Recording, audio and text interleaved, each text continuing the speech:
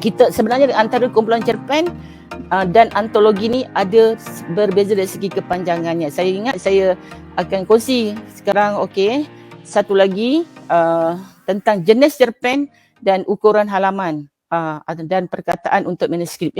Okey. Dalam cerpen ni sebenarnya kita dalam secangkir kopi ni kita dah bincang satu tentang cerpen eceran. Cerpen eceran ni untuk dalam bentuk manuskrip dia biasanya untuk majalah untuk majalah terbitannya ia 8 hingga 10 halaman sahaja. Kalau segi perkataannya ialah 1,500 hingga 2,000 perkataan. Ini untuk terbitan eceran ni untuk surat khabar dan juga majalah. Lebih kurang macam itulah dia punya panjang dia. Macam yang saya cakap tadi, jangan terlebih panjang. Manuskrip dia pula maksud saya panjang kat sini ialah kepanjangan halaman tu ialah manuskrip ni semua di-type dengan kertas A4 point. Kalau untuk Dewan Bahasa Arial. Saiz dia 12 dan langkau dia 2. Nampak tak saya dengan Nisa sekarang bercakap, semua cakap pasal majalah Dewan Bahasa. Kenapa majalah Dewan Bahasa? Nisa sebab dia banyak menulis kat Dewan Bahasa. Kalau saya pula, saya memang bekat, saya pesara Dewan Bahasa. Jadi contoh-contoh saya mestilah Dewan Bahasa. Sebab saya kata macam ni, kenapa manuskrip ni, kalau untuk kertas A4, kalau contohnya kita hantar ke Karangcraft, dia tak pakai font Arial, dia pakai Times Roman. Jadi kalau nak hantar ke Dewan Bahasa, inilah dia format dia. Okey, kita tengok pula sekarang. Cerpen ada jenis cerpen kan, satu cerpen eceran yang kita hantar ke majalah atau kita hantar ke surat khabar. Yang kedua ialah cerpen kita panggil dia, kalau orang sekarang ni dia panggil cerpen mikro, ataupun kalau orang dulu kita panggil cerkon atau certot. Dulu saya memang gelak lah kan. Rupa-rupanya cerkon ni ialah cerpen pendek yang dipendekkan. Kan maksud dia, jadi cerkon tu ialah cerkon tot, atau dia ambil ke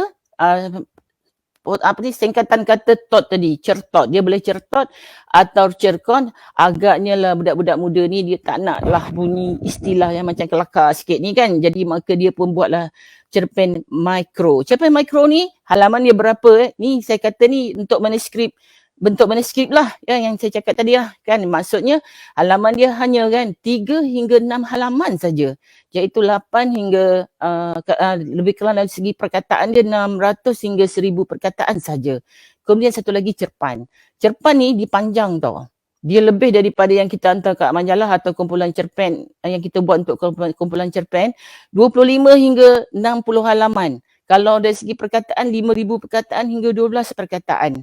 Tapi dia tak boleh lebih daripada, kalau dari segi ikut manuskrip ni jangan lebih daripada 100 halaman, kerana nanti dia jadi macam ni. Ini nama dia novelette. Dia hanya 100 halaman. Bila terbit ni 80 halaman saja. Bila terbit dia hanya menjadi 80 halaman tulisan Syahnun Ahmad, 80 halaman, tapi dalam bentuk manuskrip 100 halaman sahaja.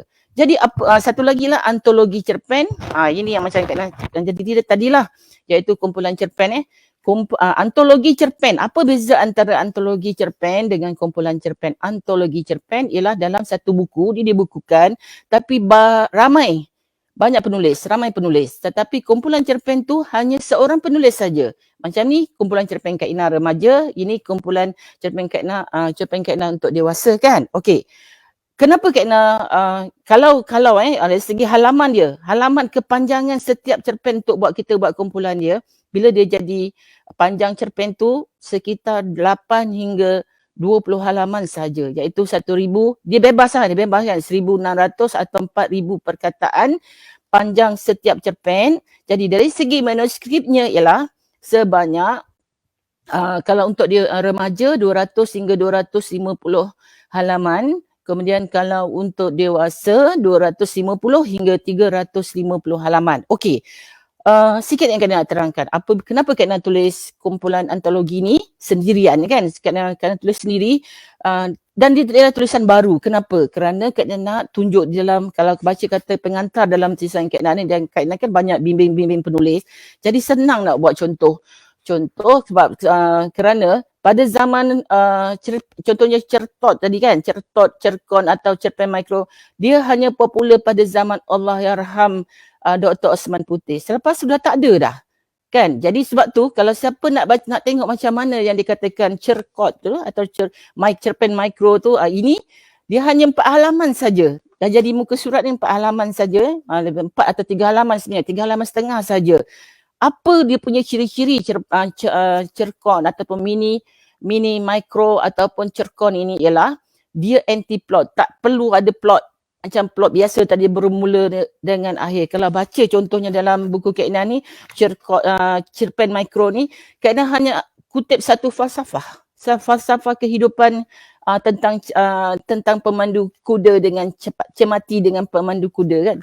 Kuda dengan cemati yang kita ketuk-ketuk kuda tu suruh gerak. Itu je. Dia kalau kita baca hanya satu, dia bukan plot yang seperti biasa. Ada pendahuluan cerita, ada semua Kak Ina kutip, ungkap sebagai satu falsafah kalau baca ni. Kemudian Kak Ina nak selesa bereksperimen dalam cerpen Kak Ina ni ialah satu lagi ialah dalam cerpen yang Kak Ina buat cerpen. Dalam kumpulan ni ada cerpen. Cerpen ni tajuk dia ialah ni cerpen dia tajuk dia awang angkasa terbang pulang ke tak nampak, sorry. Ke Bima Sakti. Sorry. Maklumlah kan mokcik, mata tak berapa nampak pula. Ke Bima Sakti. Okey, jadi apa yang kita nak tunjuk, yang kita nak tunjuk kat sini, panjangnya ialah 45 halaman. Bayangkan tadi 3 halaman, 3,5 dan ini 45 halaman.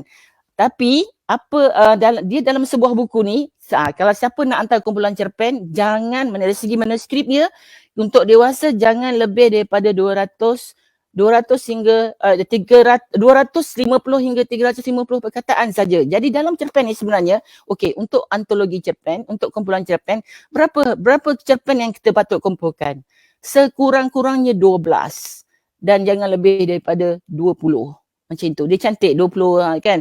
Jadi 350 halaman dia ada macam-macam jenis cerpen kan, panjang, pendek, cerpen biasa kan. Jadi bila kena hantar manuskrip, memang manuskrip ni sekitar 350 halaman.